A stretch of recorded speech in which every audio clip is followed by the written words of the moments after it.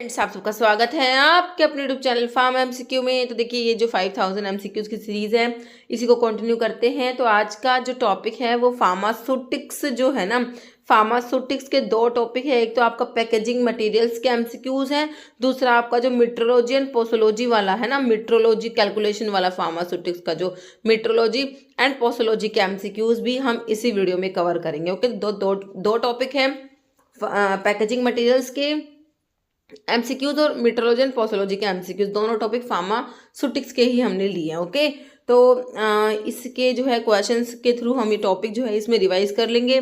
और देखिए, एम्स के लिए हमने इस सीरीज़ को स्टार्ट करा, बाकी और जितने भी अपकमिंग गवर्नमेंट फार्मासिस्ट के एग्जाम है सभी के लिए सीरीज़ जो है काफ़ी ज़्यादा इंपॉर्टेंट रहने वाली है। ओके, रेलवे है, एम्स है, बाकी आपका DSSB है, उस डिफरेंट स्टेट के जितने भी एग्जाम्स होते हैं, ठीक है, सभी के लिए इंपॉर्टेंट है। और बाकी जो फार्मा एम्स की मोबाइल एप्लीकेशन अभी आप वहाँ उसे भी प्ले स्टोर से डाउनलोड कर सकते हो। तो इस वीडियो के डिस्क्रिप्शन बॉक्स में ऐप की लिंक है, जहाँ से आप ऐप को डाउनलोड कर सकते हो। वहाँ पर टेस्ट सीरीज है जिसे अपने आप को एनालाइज कर सकते हो। ओके, तो अभी जो है बिना देरी स्टार्ट करते हैं आज का वीडियो। पहले हम देखते हैं पैकेजिंग मटेरियल्स के एमसीक्यू। ग्लास के ऊपर क्वेश्चन है, तो टाइप 2 ग्लास कौन सा होता है? बोरोसिलिकेट ग्लास है, सोडा लाइम ग्लास है, सोडा लाइम ट्रीटेड ग्लास है या ओल्ड? देखिए, बोरोसिलिकेट तो आपका टाइप 1 ग्लास जो हाईली रेजिस्टेंट बोरोसिलिकेट ग्लास होता है। तो आपका टाइप 2 ग्लास होता है ट्रीटेड सोडा लाइम ग्लास या सोडा लाइम ट्रीटेड ग्लास बोल दीजिए। ओके, तो आपका आंसर जो है ऑप्शन सी बिल्कुल राइट हो जाएगा। नेक्स्ट, टाइप 1 ग्लास इज, तो टाइप 1 ग्लास कौन सा होता है? Borosilicate glass, soda lime glass, soda lime treated and non. तो टाइप 1 ग्लास हमारा हाईली रेजिस्टेंट बोरोसिलिकेट ग्लास होता है। ओके, आंसर क्या हो जाएगा? Option A, borosilicate glass. जैसे water attack test is use to identify the alkalinity in. तो देखिए, आपके जो डिफरेंट टाइप की ग्लास है, टाइप 1, टाइप 2, टाइप 3, टाइप 4, तो इनके लिए हम लोग टेस्ट पढ़ते हैं। तो वाटर अटैक टेस्ट कौन से टाइप के ग्लास के लिए होता है? ओके, टाइप 1 के लिए, टाइप 2 के लिए, टाइप 3 के लिए या प्लास्टिक के लिए? देखिए, आपका एक तो पाउडर ग्लास टेस्ट होता है और एक वाटर अटैक टेस्ट होता है। देखिए, वाटर अटैक टेस्ट तो आपका टाइप 2 ग्लास जो ट्रीटेड सोडा लाइम ग्लास है उसके लिए होता है। बाकी तीनों टाइप के जो ग्लास है, टाइप 1 ग्लास, टाइप 3 और टाइप 4, इनके लिए होता है आपका powder glass test. Okay, next question देखिए, इसमें मैंने लिखा भी हुआ, आप ये देख लीजिए। देखिए, टाइप 1 ग्लास है, इसको क्या बोलते हैं? हाईली रेजिस्टेंट बोरोसिलिकेट ग्लास, और इसके लिए आपका पाउडर ग्लास टेस्ट होता है। टाइप 2 ग्लास को क्या कहेंगे? ट्रीटेड सोडा लाइम ग्लास, और इसके लिए आपका टेस्ट वाटर अटैक टेस्ट है। टाइप 3 को क्या बोलेंगे? सोडा लाइम ग्लास, उसके लिए टेस्ट है powder glass test. Type 4 is general purpose soda lime glass, और इसके लिए आपका पाउडर ग्लास टेस्ट होता है। तो ध्यान रखना, वाटर अटैक टेस्ट जो है वो हमारा टाइप 2 के लिए ट्रीटेड सोडा लाइम ग्लास के लिए होता है। बाकी तीनों के लिए highly resistant borosilicate glass, soda lime glass और general purpose soda lime glass, इनके लिए हमारा पाउडर ग्लास टेस्ट आता है। ओके, तो ये टेबल इंपॉर्टेंट है, इसके ऊपर बहुत बार क्वेश्चन बनते हैं, ध्यान से इसको पढ़ना है। ओके, नेक्स्ट क्वेश्चन है, powder glass test is carried out for all kind of glass except. तो मैंने अभी आपको बताया वाटर अटैक टेस्ट तो आपका टाइप 2 ग्लास के लिए है। बाकी टाइप 1, टाइप 3 और टाइप 4 के लिए हमारा कौन सा है? पाउडर ग्लास टेस्ट आता है। देखिए, तो अब आपसे पूछा है powder glass test is carried out for all kind of glass except, तो बोरोसिलिकेट ग्लास आपका टाइप 1 ग्लास है, तो इसके लिए आपका आता है powder glass test. Treated soda lime glass type 2 glass है, तो इसके लिए आपका आता है कौन सा? वाटर अटैक टेस्ट आता है। तो आपसे एक्सेप्ट पूछा है, तो आंसर तो ऑप्शन बी हो जाएगा। बाकी सोडा लाइम ग्लास और general purpose soda lime glass आपके टाइप 3 और टाइप 4 है, तो इनके लिए भी आपका वाटर अटैक जो है पाउडर ग्लास टेस्ट आ जाएगा। ठीक है, तो आपका एक्सेप्ट पूछा हुआ था, तो आंसर इज ऑप्शन बी आपका राइट हो गया। Okay, next, glass is composed principally of calcium oxide, silicon oxide, sodium oxide, magnesium oxide. तो glass is composed principally of, तो इसमें सिलिकॉन ऑक्साइड होता है, ऑप्शन आपका बी राइट हो जाएगा। ओके, सिलिकॉन ऑक्साइड जो होता है कॉमन फंडामेंटल कॉन्स्टेंट होता है ग्लास में। Next, which of the following is not an advantage of glass containers. देखिए, ग्लास कंटेनर का एडवांटेज कौन सा नहीं है, मतलब कि डिसएडवांटेज है। देखिए, दे आर केमिकली इनर्ट होते हैं, तो ये तो एडवांटेज हो गया। They are economical, they can impart alkalinity and insoluble flakes, तो ये ही जो है डिसएडवांटेज है। ओके, ऑप्शन आपका सी राइट हो जाएगा। बाकी they can be easily cleaned. Okay, तो आपका जो है एडवांटेज कौन सा नहीं है, तो ऑप्शन सी आपका राइट हो जाएगा। देखिए ग्लास कंटेनर्स के आपके क्या क्या डिसएडवांटेजेस होते हैं, एक तो ये क्या होते हैं, फ्रेजाइल होते हैं, so its containers are easily broken when dropped और नॉक्ड, ओके, तो ये फ्रेजाइल होते हैं। एक तो एक क्या है, ग्लास कंटेनर हैवी होते हैं which increase the cost of its transportation from one place to another, ठीक है, एक ये क्या होती है, हैवी होती है और एक फ्रेजाइल होते हैं। और थर्ड इसका डिसएडवांटेज क्या है, ग्लास कंटेनर्स में release alkali two aqueous preparations में जो है एल्कली रिलीज करा देते हैं, तो ये भी इनका डिसएडवांटेज है। ओके, नेक्स्ट क्वेश्चन है हमारा, the closure cork is obtained from bark of which tree, ठीक है, तो क्लोजर कोर्क जो है ये कौन से ट्री की बार्क से ऑब्टेन होता है, neem tree, oak tree, banyan tree या बैम्बू ट्री, तो क्लोजर कोर्क जो होता है ये ऑब्टेन होता है from bark of oak tree, जो है आपका आंसर हो जाएगा ऑप्शन जो है बी बिल्कुल राइट हो जाएगा। ओके, नेक्स्ट क्वेश्चन है, material used for strip packaging, तो स्ट्रिप पैकेज के लिए जो है कौन सा मटेरियल यूज करते हैं, पॉलीइथिलीन, पॉलीप्रोपाइलीन, पॉलीविनाइल क्लोराइड या ओल। देखिए material use for strip packaging, तो स्ट्रिप पैकेजिंग के लिए कौन कौन से मटेरियल यूज होते हैं, तो देखिए पॉलीइथिलीन है हमारा, पॉलीप्रोपाइलीन, पॉलीविनाइल क्लोराइड, तो तीनों ही यूज करे जाएंगे, तो आपका आंसर क्या हो जाएगा, ऑप्शन डी हो जाएगा, all of the above, all of these, ठीक है, तीनों ही मटेरियल्स यूज होते हैं। नेक्स्ट है वन टाइप ऑफ क्लोजर, एक टाइप का क्लोजर है, इनमें से कौन सा प्लग टाइप होता है, स्क्रू टाइप, कैप टाइप या ओल, देखिए तीनों ही टाइप आपके क्लोजर्स के हैं, तो ऑप्शन आपका डी हो जाएगा ओल। ओके, देखिए क्लोजर्स आर डिवाइस, क्लोजर्स क्या होते हैं, bye means of which containers can be opened और क्लोज, ठीक है, जिनसे हम कंटेनर को खोल और बंद कर सकते हैं, क्लोजर्स होते हैं। कौन कौन से टाइप के होते हैं, प्लग टाइप होता है, crown type, push fit type और स्क्रू क्लोजर्स होते हैं। ओके, जैसे material use for construction of closures, closures के कंस्ट्रक्शन के लिए कौन कौन से मटेरियल यूज किए जाते हैं, कोर्क है, ग्लास एंड प्लास्टिक्स है, रबर एंड मेटल्स या ओल, देखिए सारे ही मटेरियल्स यूज किए जाते हैं, तो हमारा आंसर ऑप्शन डी हो जाएगा ओल।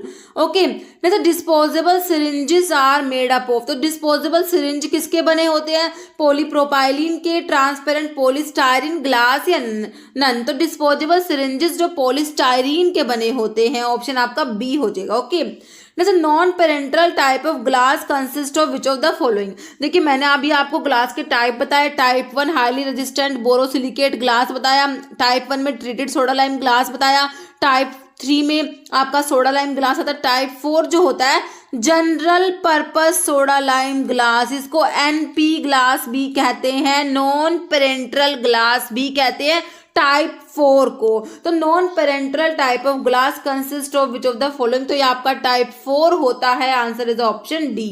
ओके, जैसे plastic container is not suitable because, तो प्लास्टिक कंटेनर्स को क्यों यूज नहीं कर सकते, मतलब कि डिसएडवांटेजेस जो प्लास्टिक कंटेनर्स के वो क्या है। ओके, देखिए they are permeable to gases, some additives may leach out from plastics, it may absorb certain ingredients from the product या ओल, देखिए तीनों ही बातें सही लिखी हुई है, तो इसीलिए इन सभी की वजह से प्लास्टिक कंटेनर्स सुटेबल नहीं होते। ओके, तो हमारा आंसर ऑप्शन डी हो जाएगा। तो देखिए कौन कौन से और भी डिसएडवांटेजेस आपके प्लास्टिक कंटेनर्स के, देखिए they are permeable to water vapours and atmospheric gases. Okay, next they can not withstand heat without softening and distorting, जैसे they may interact with certain chemicals, ठीक है, टू कॉज सॉफ्टनिंग और distortion, they may absorb certain substance from preservative, ठीक है, तो जो preservative add किया होता है सोल्यूशन में, तो उनमें से सब्सटेंस को अब्जॉर्ब कर लेंगे, रिलेटिवली एक्सपेंसिव होते हैं, स्पेशल टाइप के गम और एडहेसिव रिक्वायर होते हैं इनकी लेबलिंग के लिए। ओके, तो ये सब है डिसएडवांटेज, तो डिसएडवांटेज है आपके प्लास्टिक कंटेनर्स के। नेक्स्ट है which of the following statement are true about air tight containers, जो होते हैं उनके बारे में कौन सी बात सही लिखी हुई है। देखिए एयर टाइट कंटेनर्स और ऑल्सो कॉल्ड हर्मेटिक कंटेनर्स भी कहेंगे इनको। एयर टाइट कंटेनर्स है एयर टाइट सीलिंग और क्लोजिंग होती है। एयर टाइट कंटेनर्स प्रोटेक्ट करते हैं प्रोडक्ट को from dust, moisture and air. Air tight sealed containers are used for injectables या ओल। देखिए बताना कौन सा सही है, देखिए सारी ही बातें सही लिखी हुई एयर टाइट कंटेनर्स के बारे में, ऑप्शन डी हो जाएगा। ओके, तो एयर टाइट कंटेनर्स जो होते हैं इनको हर्मेटिक कंटेनर्स भी कहते हैं। और एयर टाइट कंटेनर्स में क्या होता है, एयर टाइट सीलिंग होती है। ओके, और ये जो होते हैं कंटेनर्स प्रोटेक्ट करते हैं प्रोडक्ट को डस्ट, मॉइस्चर एंड एयर से। और किसके लिए यूज किए जाते हैं, एयर टाइट सील्ड कंटेनर्स को इंजेक्टेबल्स के लिए यूज किया जाता है। ओके, नेक्स्ट है which of the following is true. अब बताना है कौन सा सही है। देखिए लाइट रेजिस्टेंट कंटेनर्स जो होते हैं प्रोटेक्ट करेंगे मेडिकामेंट को harmful effect of light. Light resistant containers are used to store medicament which are photo sensitive, both are true none. देखिए दोनों बातें सही लिखी हुई है, both are true. Light resistant containers है ना, तो ये क्या करते हैं मेडिकामेंट को लाइट के हार्मफुल इफेक्ट से प्रोटेक्ट करेंगे, और फोटो सेंसिटिव मेडिकामेंट्स के लिए जो है आपके लाइट रेजिस्टेंट कंटेनर्स यूज किए जाते हैं। ओके, जैसे dip tube in an aerosol container is made from one of the following, choose the correct one. तो डिप ट्यूब जो होती है एरोसोल कंटेनर्स में वो किसकी बनी होती है, ग्लास की, स्टेनलेस स्टील की, एल्यूमिनियम की, पॉलीप्रोपाइलिन की। तो डिप ट्यूब जो होती है आपकी पॉलीप्रोपाइलिन की बनी होती है। जैसे collapsible tubes made from lead is not used for pharmaceutical packaging due to. देखिए जो लेड की कोलैप्सिबल ट्यूब्स होती है वो यूज नहीं की जाती, ठीक है, तो क्यों यूज नहीं करते, इंफीरियर मेटल है ये, risk of lead poisoning, not good in appearance, soft in nature. तो क्यों यूज नहीं करते लेड को, देखिए इसको रिस्क ऑफ लेड पॉइजनिंग की वजह से यूज नहीं करी जाती है। ओके, नेक्स्ट है प्रोपेलेंट यूज इन एरोसोल्स में प्रोपेलेंट कौन से होते हैं, डाइक्लोरो डाइफ्लोरोमीथेन है, ट्राइक्लोरो मोनोफ्लोरोमीथेन है, डाइक्लोरो टेट्राफ्लोरो इथेन या ऑल। देखिए सारे ही प्रोपेलेंट्स के टाइप दिए हुए हैं, answer is option D. Next identify an example of secondary packaging of pharmaceutical. देखिए पैकेजिंग आपकी प्राइमरी होती है, सेकेंडरी होती है, टर्शरी होती है। ओके, तो सेकेंडरी बताना है। देखिए ब्लिस्टर पैकेज दिया है, एज प्रोटेक्टर दिया है, बॉक्सेस है, स्ट्रिप पैकेजिंग। तो देखिए सेकेंडरी में आपके बॉक्सेस आ जाएंगे, है ना, ऑप्शन आपका जो है 3 हो जाएगा बॉक्सेस। नेक्स्ट है रबर इज, तो रबर क्या है, मोनोटर्पिन है, डाइटर्पिन, टेट्राटर्पिन है, पॉलीटर्पिन। तो रबर क्या होता है हमारा पॉलीटर्पिन में आता है। ओके, ऑप्शन आपका डी हो जाएगा। जैसा air tight containers are used for, तो मैंने अभी आपको बताया एयर टाइट कंटेनर्स किसके लिए यूज करते हैं, liquid preparations, capsules, injectable products, tablets. तो किसके लिए, इंजेक्टेबल प्रोडक्ट्स के लिए। नेक्स्ट है type 1 glass is made up of, तो टाइप 1 ग्लास क्या बताया आपको, हाईली रेजिस्टेंट बोरोसिलिकेट ग्लास होता है। तो आपका जो है ऑप्शन देखिए बोरोसिलिकेट ग्लास ऑप्शन ए में ही दिया है, बाकी सोडा लाइम ग्लास दिया है, ट्रीटेड सोडा लाइम ग्लास है, कैल्शियम सल्फेट। तो हमारा type 1 glass highly resistant borosilicate glass होता है।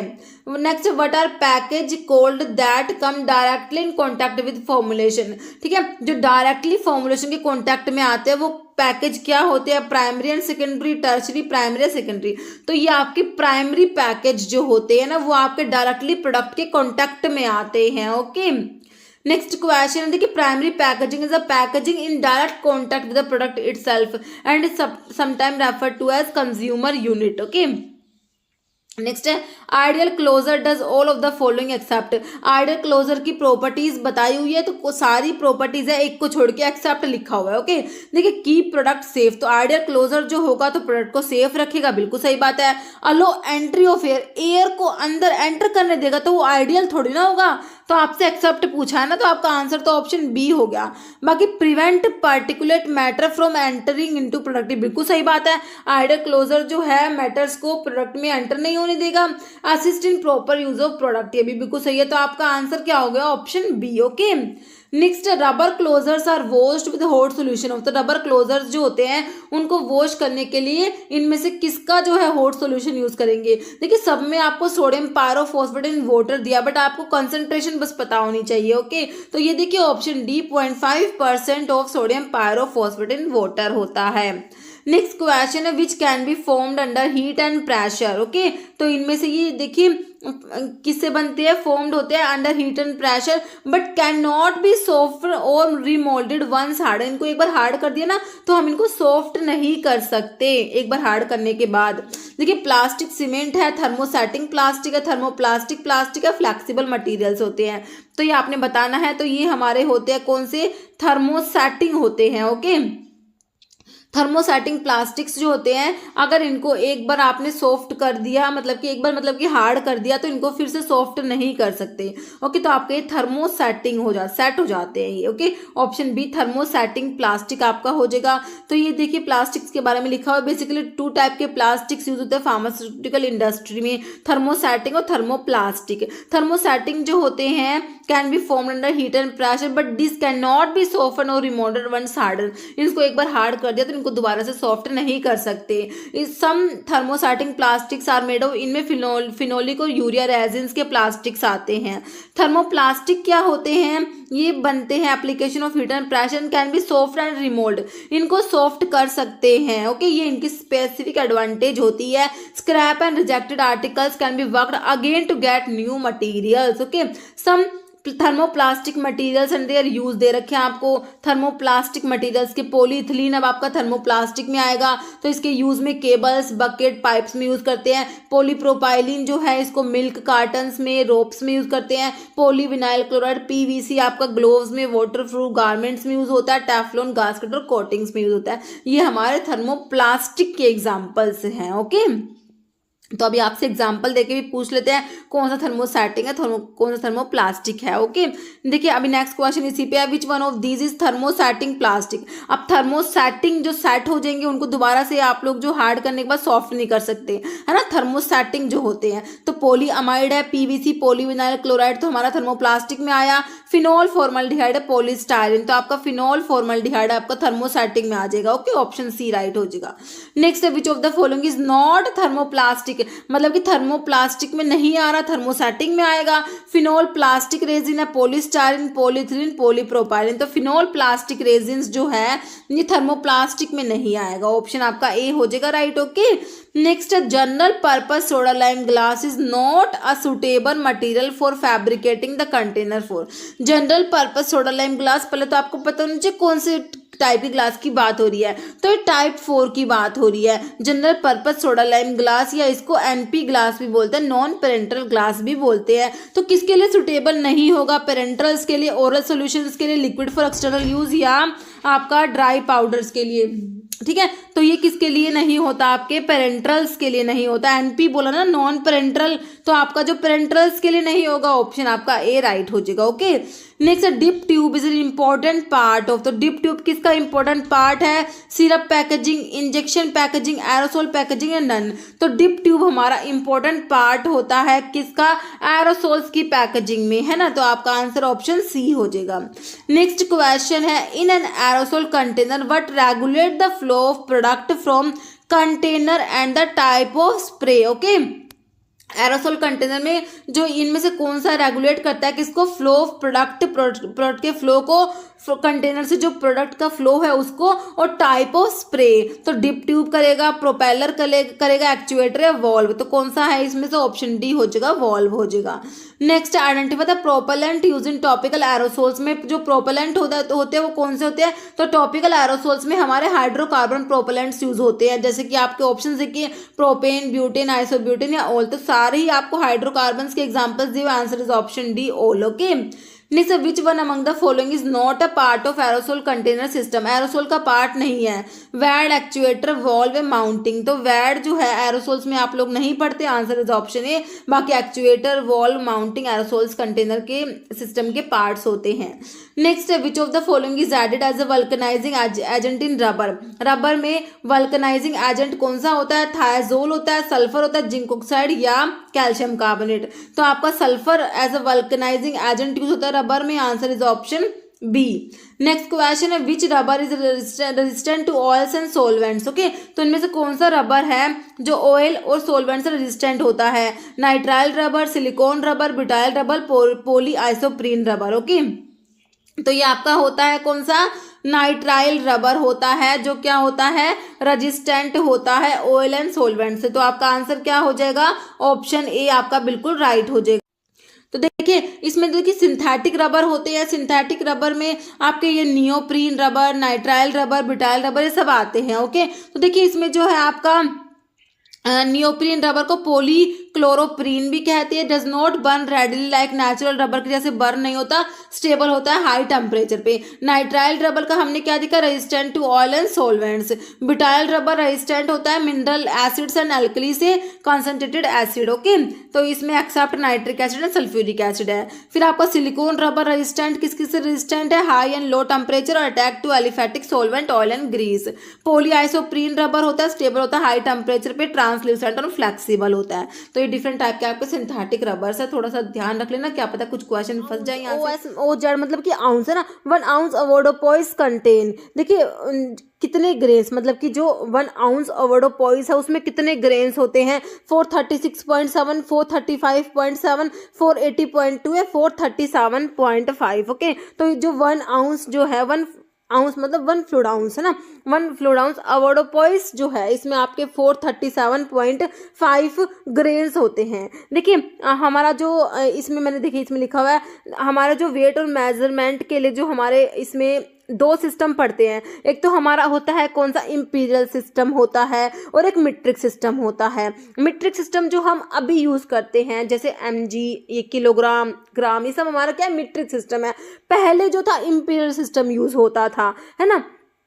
अभी जो रिसेंटली जो है मतलब कि अभी जो यूज होता है वो मीट्रिक सिस्टम होता है। ये भी क्वेश्चन पूछ लेते हैं एग्जाम में। ओके, तो ध्यान रखना है। तो इंपीरियल सिस्टम जो होता है, इंपीरियल सिस्टम में आप लोग पढ़ते हो एक तो अवोडोपोइस सिस्टम होता है और एक एपोथिकेरी सिस्टम होता है। ओके, तो देखिए आपका जो है measurement of weight in imperial system, तो इसमें जो है इंपीरियल सिस्टम में वेट को मेजरमेंट करने के लिए आपका अवोडोपोइस और एपोथिकेरी 2 सिस्टम है। तो देखिए imperial system is divided into 2 parts for the measurement of weight. तो अवोडोपोइस सिस्टम हो गया और एक एपोथिकेरी सिस्टम हो गया। अवोडोपोइस सिस्टम जो होता है इसमें जो स्टैंडर्ड यूनिट पूछेंगे वेइंग की पाउंड होती है। क्वेश्चन अभी आया हुआ है, अभी आया था रिसेंटली एम्स के एग्जाम में, मेरे हिसाब से पूछा हुआ था कि अवोडोपोइस सिस्टम में स्टैंडर्ड यूनिट वेइंग की कौन सी होती है, पाउंड होती है। ठीक है, तो ये आप ध्यान रख लेना भाई, 1 पाउंड में 60 आउंस होते हैं और 1 पाउंड में 7000 ग्रेन्स होते हैं। तो 1 आउंस में मतलब 1 फ्लूइड आउंस में 437.5 ग्रेन्स हो जाएंगे। अपने किसमें, अवोडोपोइस सिस्टम की बात हो रही है। ओके,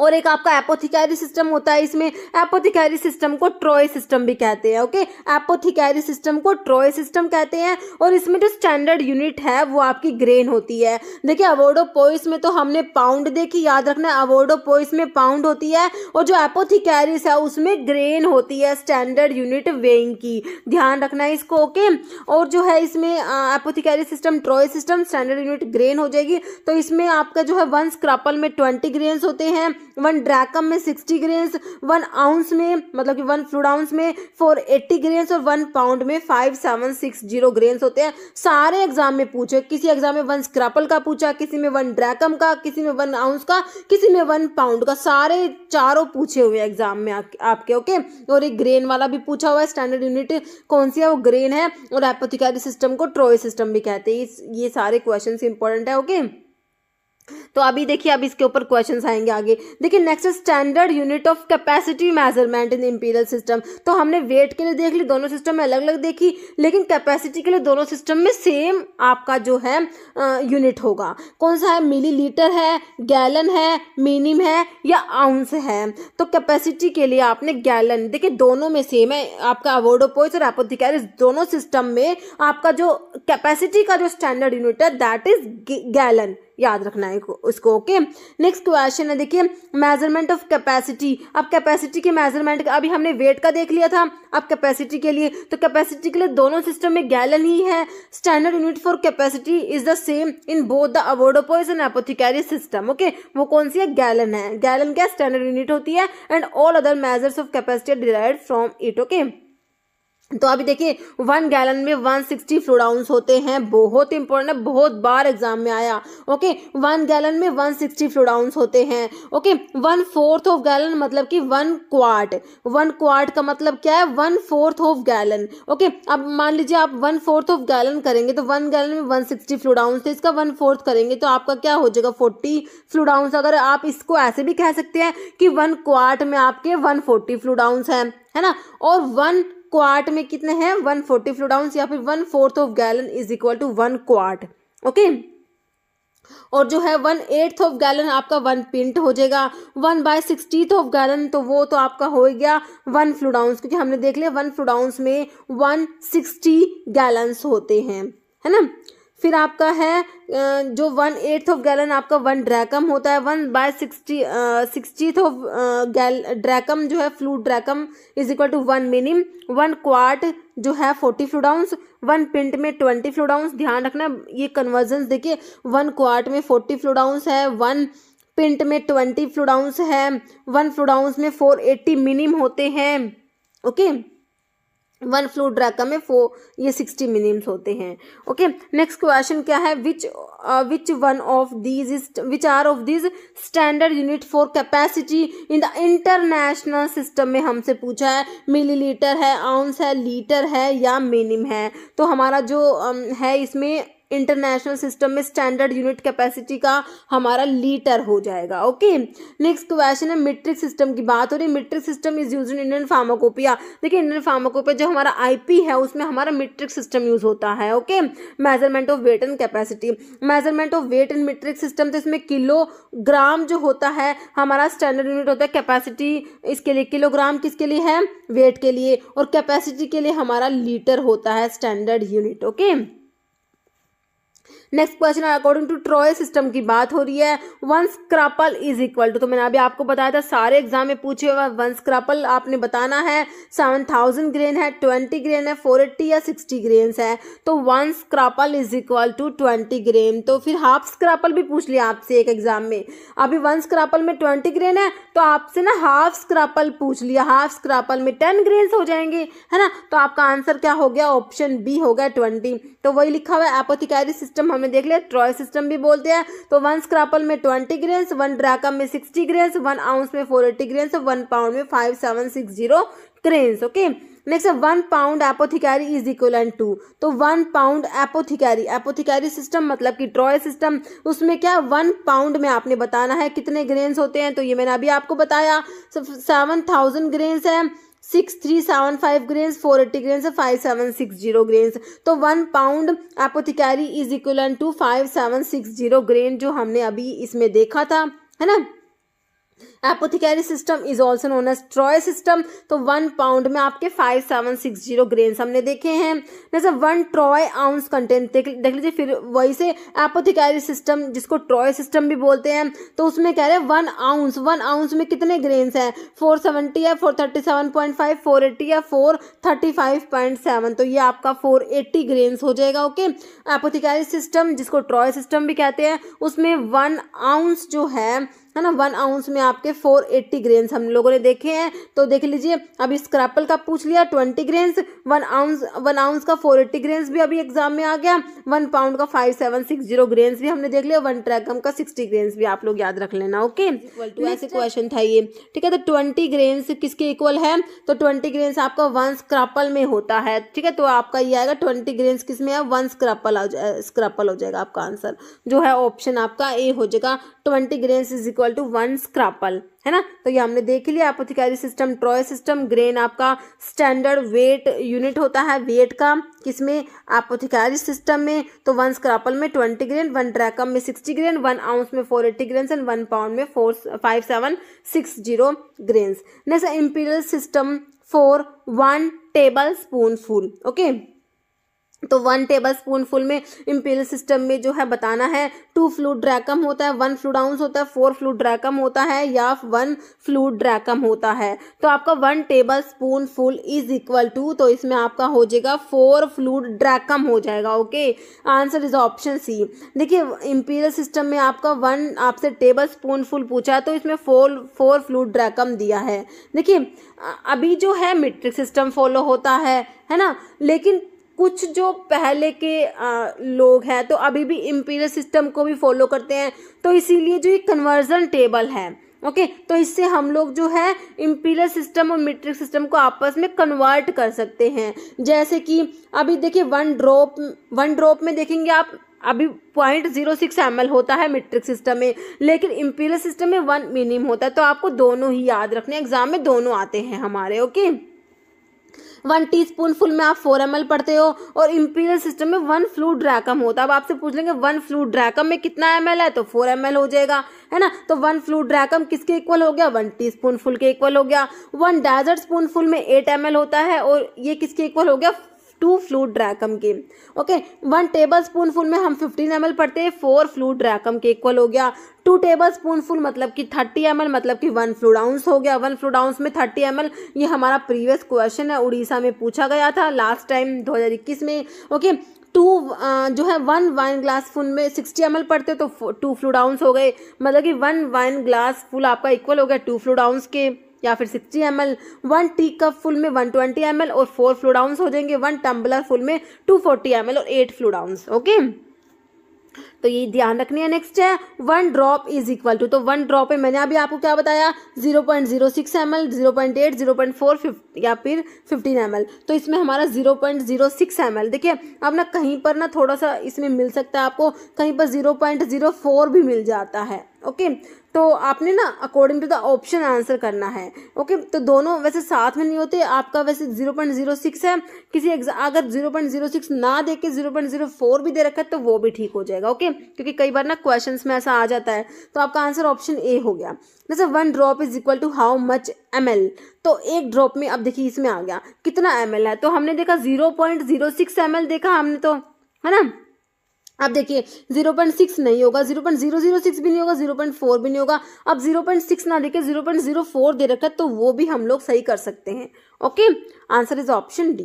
जैसे पोटेंट ड्रग और substance having a maximum dose of 60 mg, 120, 250 या 500, तो ये 60 mg हो जाएगा।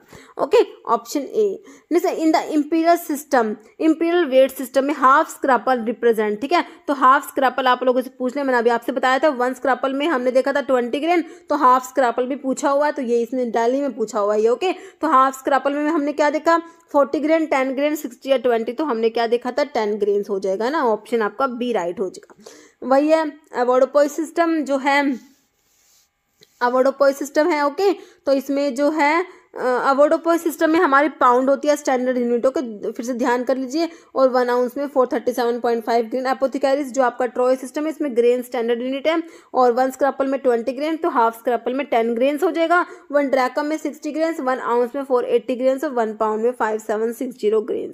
अभी 1 किलोग्राम इज इक्वलेंट, तो 1 किलोग्राम में कितने पाउंड होते हैं पता होना चाहिए, क्योंकि एग्जाम में क्वेश्चन बन जाता है।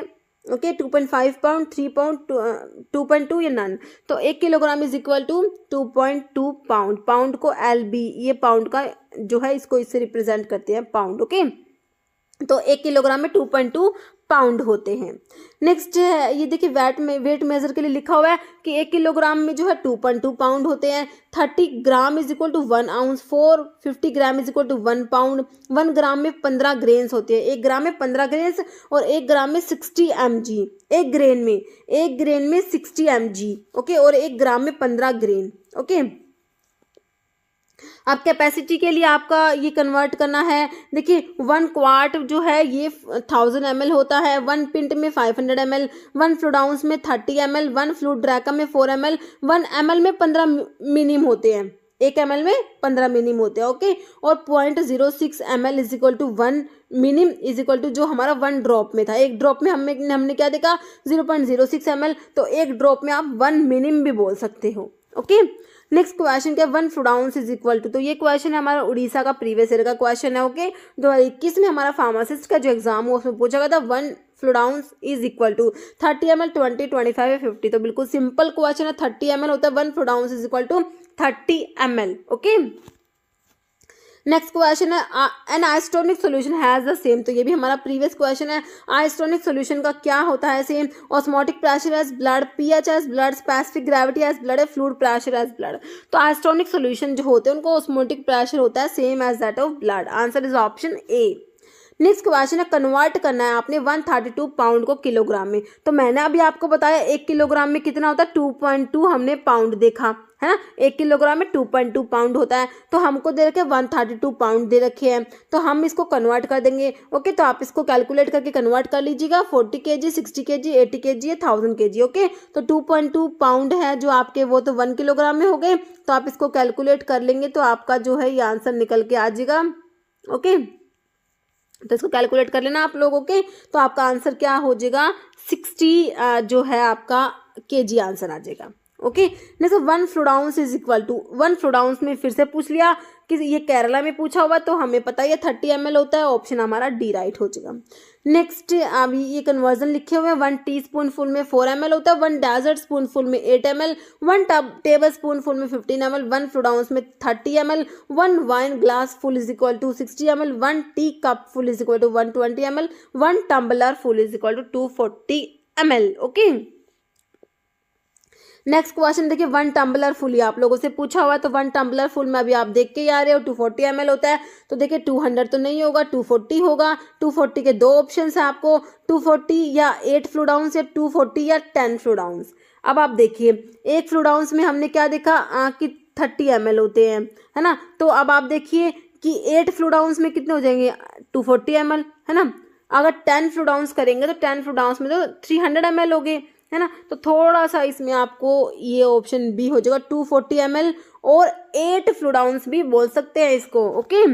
नेक्स्ट क्वेश्चन है 1 टी स्पून फुल, तो 1 टी स्पून फुल में कितना बताया, 15 ml, 4 ml, 8 ml या 30 ml। 30 ml तो हमारा 1 फ्लूडाउंस में हो रहा था, है ना। और जो है टेबल स्पून फुल में 15 ml होता है, डेजर्ट स्पून फुल में 8 ml होता है, बचा क्या 4 ml, जो हमारा जो टी स्पून फुल में हो जाएगा, ऑप्शन बी। ओके। जैसे 15 grains correspond to 1 gram, 1 mg, 10 mg, 60 mg। तो हमने देखा 1 ग्राम में हमने क्या देखा था, 15 ग्रेन होते हैं, है ना। तो आपका जो है 1 gram is equal to 15 grain, answer is option A. Okay. Next 1 grain is equal to, अभी देखिए 1 ग्राम में तो बता दिया कि 15 ग्रेन होते हैं, है ना। आप क्या कह रहे हैं 1 ग्रेन, आप कह रहे हैं 1 ग्रेन जो है 1 ग्रेन में कितना होता है, 1000 मिलीग्राम होता है, 64.78 मिलीग्राम, 50 मिलीग्राम या नन। तो देखिए 1 ग्राम में आपका ऑप्शन बी 64.78 मिलीग्राम होता है। ओके। देखिए कई जगह पे 1 ग्रेन में आपको 60 जो है mg भी मिलेगा। ओके। तो बाकी 65 आपने याद रखना है कि 1 ग्रेन में आपका 65 mg, आप लोग इसको अप्रोक्स याद कर लीजिएगा। ओके। नेक्स्ट है 1 teaspoon full is equal to, tablespoon full लिखा हुआ ना, 1 टेबल स्पून जो है वो किसके इक्वल है, टेबल स्पून फुल में देखिए 15 ml, 5 ml, 20 या 10 ml, तो 15 ml होता है, 1 टेबल स्पून फुल में 15 ml होता है। नेक्स्ट 1 डेजर्ट स्पून फुल में कितना ml है, 4 ml, 8, 15 या 60, तो इसमें 8 ml हम लोग पढ़ते हैं डेजर्ट स्पून फुल में, 8 इक्वलेंट टू। तो 60 मिनिम्स जो होते हैं वो किसके इक्वलेंट होते हैं आपने बताना है। ओके। तो देखिए 6 ml, 4 ml, 8 ml या 2 ml। तो देखिए 60 मिनिम्स जो है आपका, देखिए हम लोग इसमें पढ़ते हैं कि आपका 1 ml में 15 मिनिम होते हैं, तो 4 ml में आपका 60 मिनिम, 60 मिनिम किसके इक्वल हो जाएगा, 4 ml आप लोगों का हो जाएगा। ओके। ऑप्शन बी राइट हो जाएगा। देखिए इसमें हमने पढ़ा है 1 ml में 15 मिनिम होते हैं, तो आपका जो है 4 ml में 60 मिनिम हो जाएगा। ओके। तो ध्यान रखना 1 क्वार्ट में 1000 ml, 1 पिंट में 500 ml, 1 फ्लूडाउंस में 30 ml, 1 फ्लूड्रैकम में 4 ml और 1 ml में 15 मिनिम याद रखने हैं, और 1 मिनिम में 0.06 ml होते हैं। जैसे 1 ml is equal to how much minim, तो 1 ml में कितने मिनिम होते हैं, 1 ml में 30, 15, 1 या 10, तो 1 ml में हमने क्या देखे 15 मिनिम देखे हैं, ऑप्शन बी राइट हो जाएगा। जैसे क्या यही वही लिखा हुआ। ओके। जैसे how many ml are there in 1 fluid ounce, 1 fluid ounce में हमने कितने ml देखे हैं, हमने 30 ml देखे हैं ना, तो इसमें देखिए आपको ऐसे एग्जैक्ट दे रखा है 28.35 ml, 64.8 तो होगा नहीं, है ना, 31.11 या 29.57। ओके। तो ये आपका 29.57 होता है, जिसको हम लोग जो है 30 ml याद रखते हैं, है ना, क्योंकि कैलकुलेशन के पॉइंट ऑफ व्यू से हमारा ये इजी पड़ जाता है। ओके। नेक्स्ट क्वेश्चन है how many fluid ounce are there in 1 gallon. अब 1 गैलन में कितने फ्लूडाउंस होते हैं, 100, 180, 150 या 160, तो हमने देखा था 160 फ्लूडाउंस होते हैं किसमें आपके हाउ मेनी फ्लूडाउंस, तो 1 गैलन में 160 फ्लूडाउंस होते हैं। ओके। नेक्स्ट आपका है मेजरमेंट ऑफ, तो इसमें यही लिखा हुआ है कैपेसिटी के लिए, मेजरमेंट के लिए हमारा जो है गैलन, दोनों में ही अवॉर्डोपोइस और अपोथिकेरिस दोनों सिस्टम में स्टैंडर्ड यूनिट गैलन होता है, तो 1 गैलन में हमने स्टार्टिंग में आपको बताया था 160 फ्लूडाउंस होते हैं। ओके। बाकी ये सारा हमने देख ही लिया। ओके। नेक्स्ट क्वेश्चन देख लीजिए 1000 नैनोग्राम इज इक्वल टू, तो 1000 नैनोग्राम किसके इक्वल होता है ना, 1000 नैनोग्राम, नैनोग्राम मतलब कि 10⁻⁹ है ना, नैनोग्राम। तो इसको आप सोल्व करेंगे तो आपका 10⁻⁻6 आ जाएगा।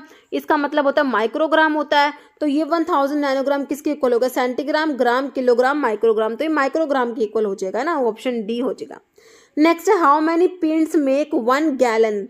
तो अब बताना है 1 गैलन में कितने पिंट होते हैं। ओके 2 होते हैं, 8 होते हैं, 10 होते हैं या 12 होते हैं। तो 1 गैलन जो है उसमें कितने होते हैं, 8 पिंट होते हैं। ओके तो देखिए हमने देखा था कि 1/8 ऑफ, अभी हमने जब ये टेबल देखी थी 1/8 ऑफ गैलन है ना, 1/8 of gallon is equal to आपका 1 पिंट होता है ना। तो आप इसको ऐसे भी बोल सकते हो 1 गैलन इज इक्वल टू 8, इधर चला जाएगा 8 पिंट है ना, तो 1 गैलन में 8 पिंट होता है, ये भी बोल सकते हैं इसको, है ना। जैसे हमने देखा था कि 1 गैलन में 160 फ्लोडाउंस होते हैं, 1/60 of gallon is equal to 1 fluid ounce, मतलब कि 1 गैलन में आपके 160 फ्लोडाउंस होते हैं। ऐसे ही 1 गैलन में आप लोग बोल सकते हो कि आपके 4 क्वार्ट होते हैं, 8 पिंट होते हैं 1 गैलन में, और 4 क्वार्ट भी बोल सकते हैं इसको। ओके नेक्स्ट क्वेश्चन है what is the percent solution of 1:5000 solution. तो आप इसको जब कैलकुलेट करेंगे आपने परसेंट निकालना है। ओके तो आप इसको जब कैलकुलेट करेंगे 1/50 को जब कन्वर्ट करेंगे 0.02 आपका आ जाएगा ना, इसको आप करेंगे तो आपका जो है ये देख लीजिए ऑप्शंस जो है, तो ये परसेंट स्ट्रेंथ हो जाएगा कितना, 0.02% हो जाएगा, ऑप्शन डी। नेक्स्ट है 1 pint of 1% weight per volume solution require. 1 pint of 1% weight per volume solution require 1 gram 4.375 grains या फिर 87.5 ग्रेन्स 700 ग्रेन्स। देखिए ये जो है आपका हो जाएगा आंसर, क्या हो जाएगा इसका, देखिए 87.5 ग्रेन्स हो जाएगा। Okay option C.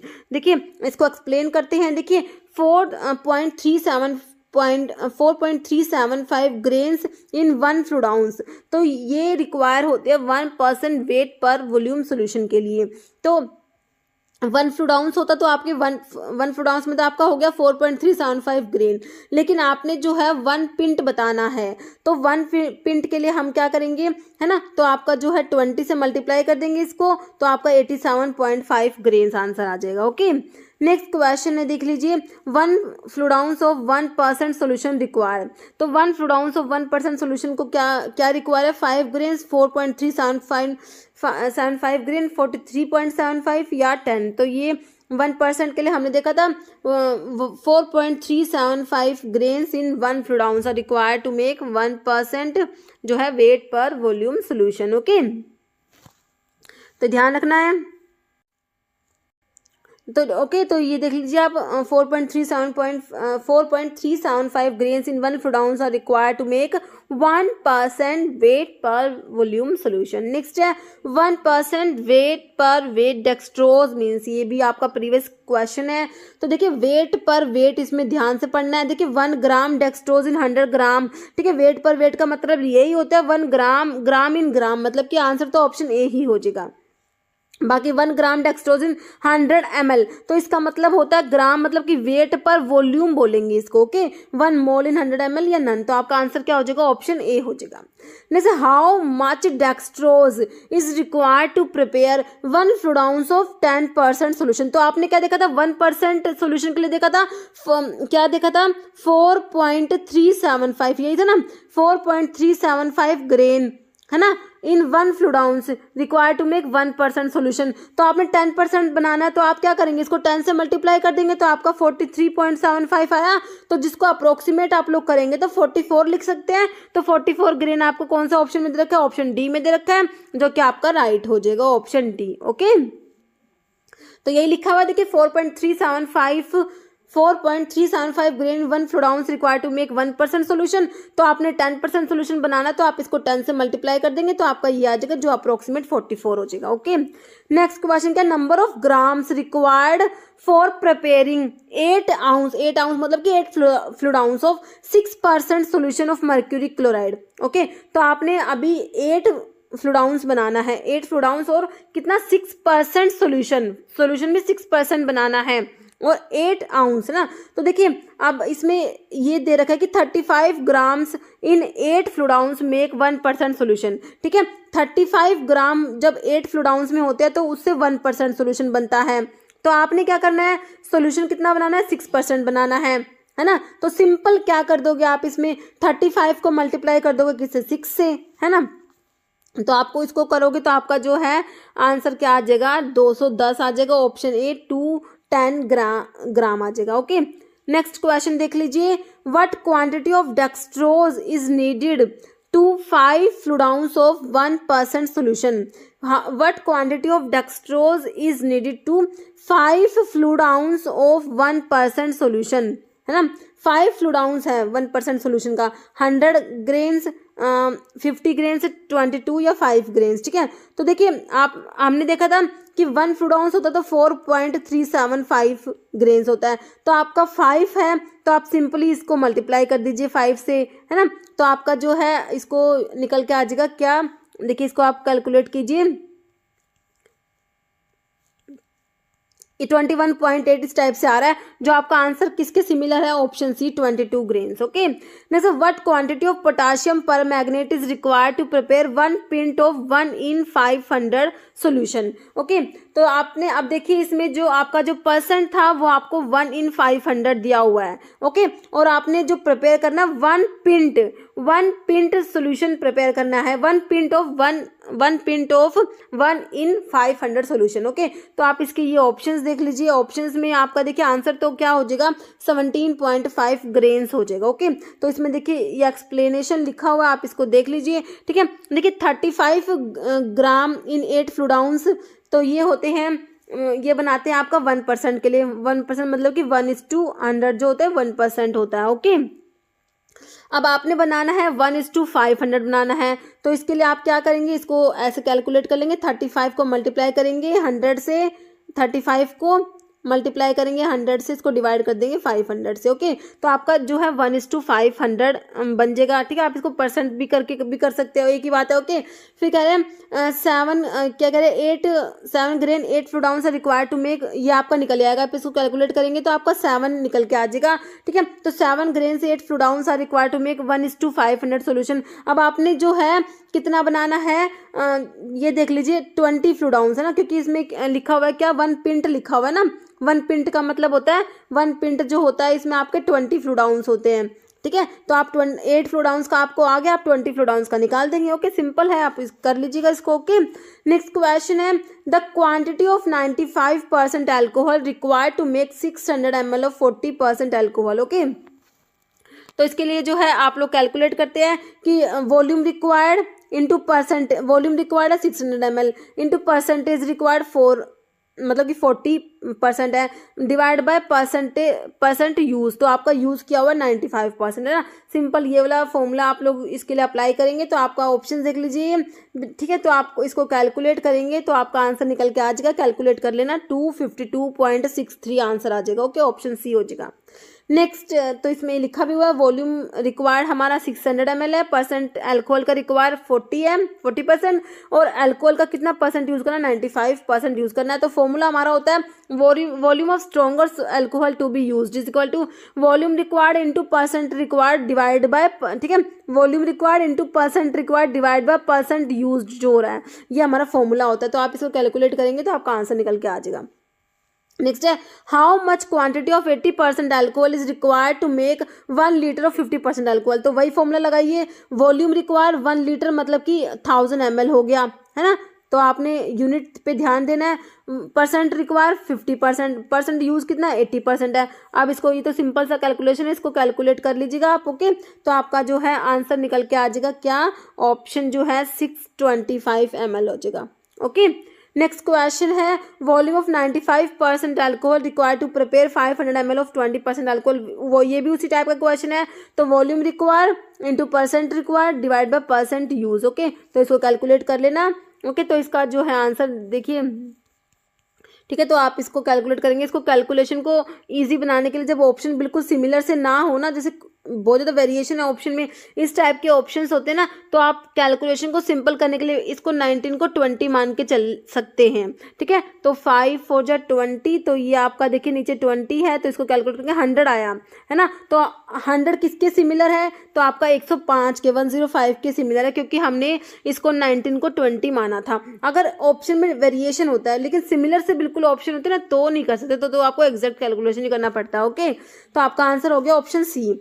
नेक्स्ट है, how much of 7% solution will be required to prepare 250 ml of 1 in 100 solution. Okay, तो 1 in 100 का मतलब क्या हो गया, आपका 1% सोल्यूशन हो गया, है ना। तो वही है, volume required into percent required by percentage use करके निकाल लेंगे आप इसको। ओके, तो वॉल्यूम रिक्वायर्ड आपका है इतना, परसेंट रिक्वायर्ड 1% है, बाय परसेंट यूज 7 का रखा है, तो सिंपल इसको इससे मतलब कि सोल्व कर लीजिए, तो आपका आंसर जो है 35.71 ml आ जाएगा। नेक्स्ट है, कन्वर्ट करना है 79.87% volume per volume of alcohol into proof spirit. Okay, तो ये ऑप्शंस देख लीजिए, तो ये आपको जो है अल्कोहल की स्ट्रेंथ दी हुई है, आपको प्रूफ स्पिरिट में कन्वर्ट करना है। 40 degree over proof, 45 degree over proof, 50 degree over proof या 55 डिग्री ओवर प्रूफ, सब में ही ओवर प्रूफ दे रखा है आपको। तो देखिए आंसर तो आपका हो जाएगा 40 डिग्री ओवर प्रूफ आ जाएगा। तो इसको कैलकुलेट कैसे करना है, आपने जो अल्कोहल की जो स्ट्रेंथ होती है उसको 1.753 से मल्टीप्लाई करके इसमें से 100 माइनस करना होता है।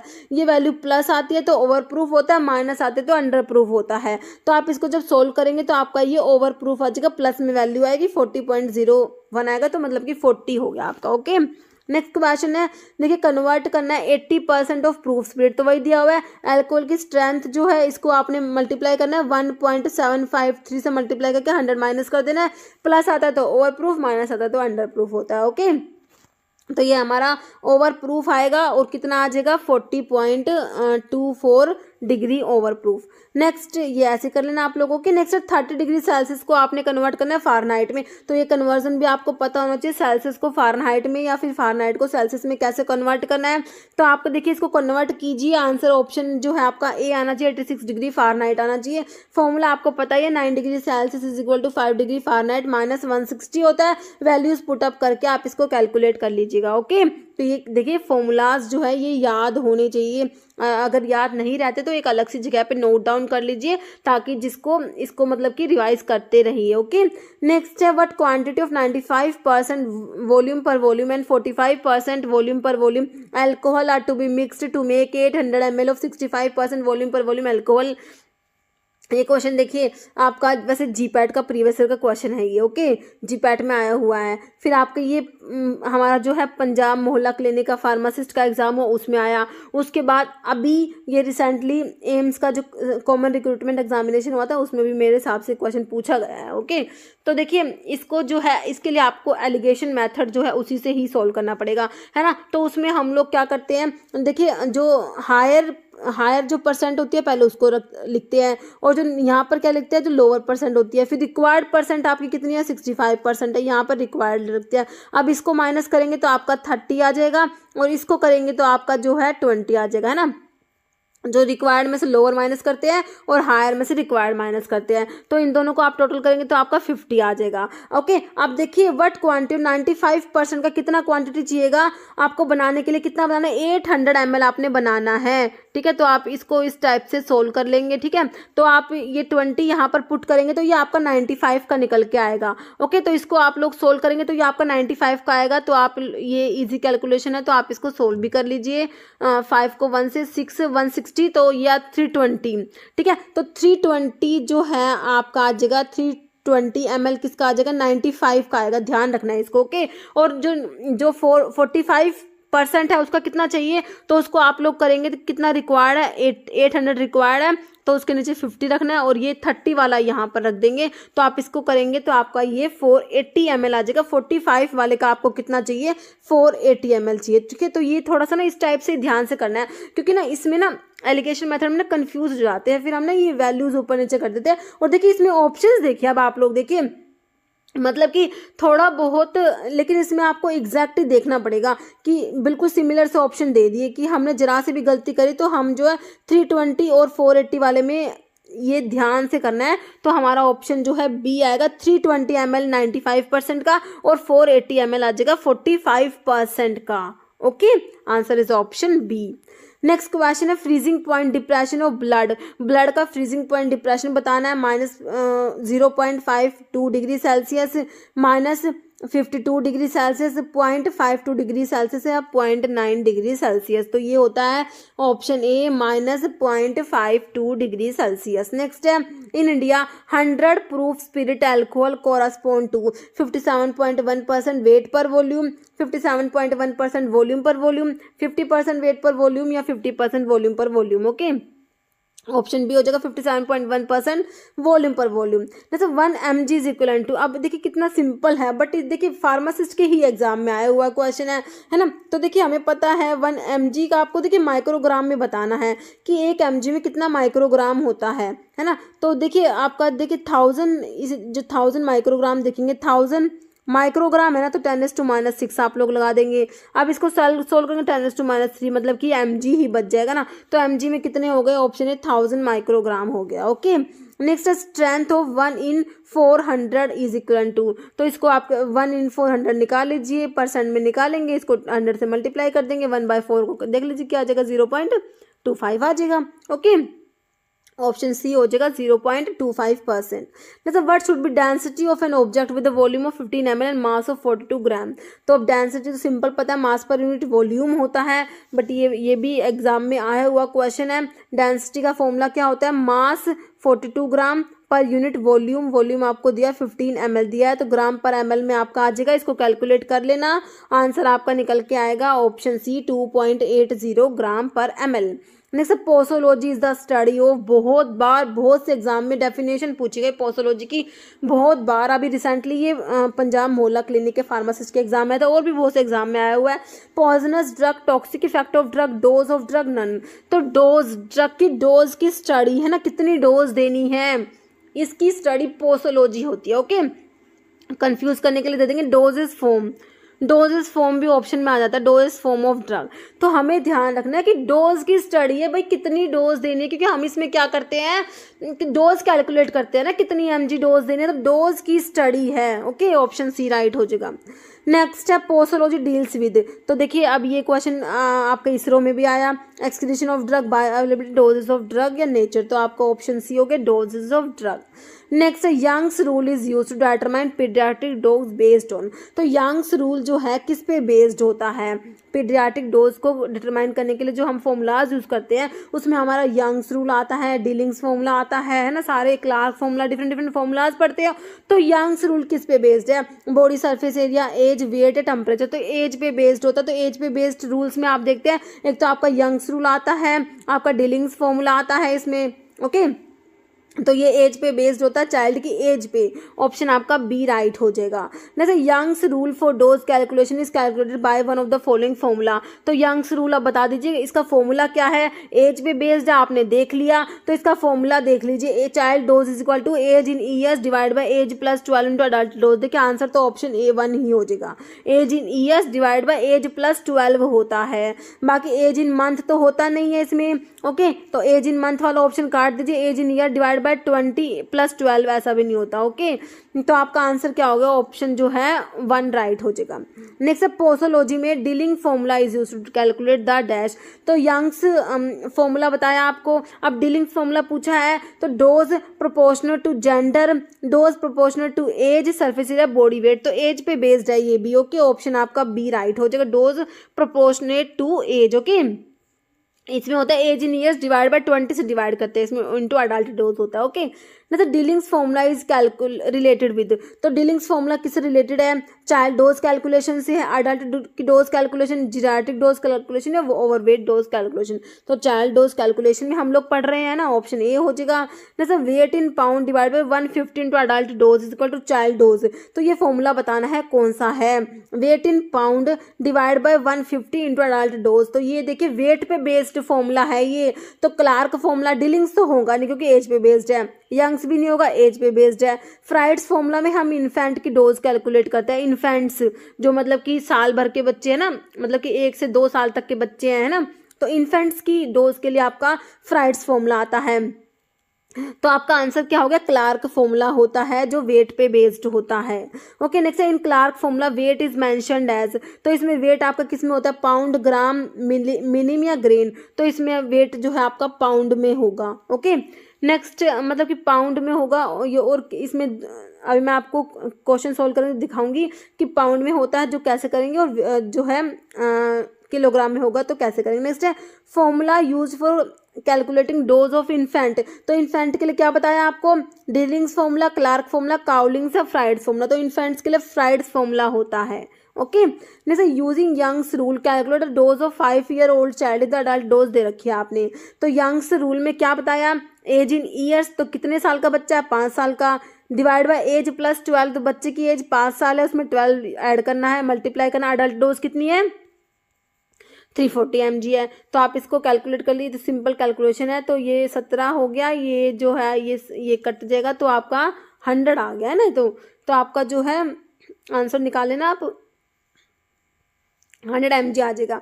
नेक्स्ट है अडल्ट डोज ऑफ ड्रग दे रखी है आपको 325 mg दे रखी है। ओके, अडल्ट डोज कितने 325 mg, what should be dose for 3-year-old child की डोज निकालनी है, तो निकाल दीजिए, यंग्स रूल से निकाल दीजिए, age in years divide by age plus 12 और 315 हो गए, मल्टीप्लाई करेंगे 325 से, ठीक है, तो इसको आप कैलकुलेट कर लीजिए, तो आपका आंसर निकल के आ जाएगा 65 mg। ओके, नेक्स्ट क्वेश्चन देख लीजिए, paediatric dose calculation of surface area of child divide by surface area of adult, multiply करेंगे 100 से, तो इससे आपकी परसेंट ऑफ अडल्ट डोज, तो ये कौन सा फॉर्मूला है, फ्राइड्स फॉर्मूला, कैटजल, यंग या डीलिंग्स, तो देखिए ये सरफेस एरिया का पे बेस्ड फॉर्मूला, तो यंग और डीलिंग तो आपके एज पे बेस्ड है, फ्राइड्स फॉर्मूला में इन्फेंट की डोज कैलकुलेट करते हैं, तो बच्चा क्या कैटजल फॉर्मूला, जो आपका ऑप्शन बी राइट हो जाएगा। Next what is the dose for 6-month-old infant, infant के लिए कौन सा फॉर्मूला बताया, लगा दीजिए, तो हैविंग अडल्ट डोज दे रखी है, तो इन्फेंट्स के लिए फ्राइड्स फॉर्मूला क्या होता है, एज इन मंथ, कितने मंथ का बच्चा, 6 मंथ का, age in month divided by, इसमें 150 से डिवाइड करेंगे इनटू अडल्ट डोज, तो ये तो सिंपल कैलकुलेशन है, तो आपका आंसर निकल के आ गया 12 mg आ गया। ओके, नेक्स्ट क्वेश्चन है, तो ये लिख रखा है इन्फेंट्स की डोज को कैलकुलेट कर दीजिए, फ्राइड्स फॉर्मूला में age in month divide by 150 into adult dose, Clark formula of dose calculation is based on, तो क्लार्क फॉर्मूला किस पे बेस्ड है, body weight, body surface area, body mass index या age, तो Clark formula हमारा body weight पे based होता है। ओके, नेक्स्ट है if adult dose is 60 mg and child weight is 14 kg, तो वेट पे बेस्ड आपका क्लार्क फॉर्मूला अप्लाई करिए, चाइल्ड डोज एज पर इसमें लिख भी दिया क्लार्क फॉर्मूला के अकॉर्डिंग आपने जो है जो क्या है इसमें जो डोज कैलकुलेट करनी है, ठीक है, तो अडल्ट डोज 60 mg दे रखी है आपको, और चाइल्ड का वेट दे रखा है 14 kg। अब देखिए, अब मैंने आपसे कहा था, अभी मैं आपको बताऊंगी, देखिए जो वेट है आपका पाउंड में होता है तो आपने 150 से डिवाइड करा था, अब वेट अगर केजी में होता है तो आपने क्या करना है 70 से डिवाइड करना है, तो 14 kg दे रखा है तो 70 से डिवाइड करेंगे और यहाँ पर 60 है आपका, तो आपका ये 12 mg आंसर आ जाएगा। ओके, तो जो क्लार्क फॉर्मूला है इसमें ध्यान से पढ़ना है, अगर आपको वेट पाउंड में दिया है तो आप 150 से डिवाइड करेंगे, और अगर mg में दिया है तो आप नहीं, सॉरी, किलोग्राम में दिया है तो क्या करेंगे 70 से डिवाइड करेंगे। नेक्स्ट क्वेश्चन है age of child is 10 years, 10 साल का बच्चा है, ठीक है, 10 ईयर्स का चाइल्ड है, एज ऑफ चाइल्ड 10 साल का बच्चा है, adult dose of particular drug, adult dose 500 mg है, what will be appropriate dose of same drug for the child, तो आपको जो है कैलकुलेट करनी है डोज, ठीक है, तो आपका जो है 10 ईयर्स है, तो अब आप इसमें यंग्स रूल भी अप्लाई कर सकते हैं और डिलिंग्स रूल आपका जो आप इसमें अप्लाई कर सकते हैं, तो आप यंग्स रूल से जब निकालेंगे तो dose age in years divide by age plus 12 plus 10 22 into adult dose 500 mg, ठीक है, तो आप इसको कैलकुलेट कीजिएगा, और अगर डिलिंग्स फॉर्मूला से करेंगे तो age in years divide by आपका जो है उसमें 20 से डिवाइड करते हैं इंटू अडल्ट डोज आ जाएगा, है ना, तो आप इसको कैलकुलेट करेंगे तो आपका क्या आ जाएगा 250, है ना 250 जो है mg आता है अगर आप डीलिंग्स फॉर्मूला से करते हैं, तो 250 mg आपका यंग्स फॉर्मूला से तो आएगा ही नहीं, और डीलिंग्स फॉर्मूला से तो हमारा 227 mg आ भी नहीं रहा। तो आपका बच गया आंसर क्या, मतलब कि 27 mg as per Young's formula. जब आप इसको कैलकुलेट करेंगे तो आपका 227 mg 227 mg आ जाएगा। ओके, आंसर क्या हो जाएगा, ऑप्शन 1 हो जाएगा। लेकिन what is the dose for 50 pound, इसमें देखिए वेट आपको पाउंड में दिया है, child the average adult dose दे रखे 20 mg, और चाइल्ड का वेट देखिए वेट पे बेस्ड है तो आप क्लार्क फॉर्मूला अप्लाई करेंगे। अब पाउंड में दे रखा है तो 150 से ही करना है, तो 50 को 150 से डिवाइड कर दीजिए और मल्टीप्लाई कर दीजिए। अडल्ट डोज आपको 20 mg अडल्ट डोज दे रखी है, तो हमने क्या अप्लाई करा, क्लार्क फॉर्मूला। क्यों, क्योंकि चाइल्ड वेट दे रखा है तो वेट पे बेस्ड हमारा क्लार्क फॉर्मूला होता है। तो उसमें अगर अब वेट अगर पाउंड में होता है तो हम 150 से डिवाइड करते हैं, और यहीं पर अगर किलोग्राम में होता तो हम क्या करते हैं, 70 से डिवाइड कर देते। ओके, तो आप इसको जब कैलकुलेट करेंगे तो आप इसको कर लीजिए 6.6 आ जाएगा ना, तो ऑप्शन जो है 2 राइट हो जाएगा। ओके, नेक्स्ट है calculate dose for a child who has a body surface area.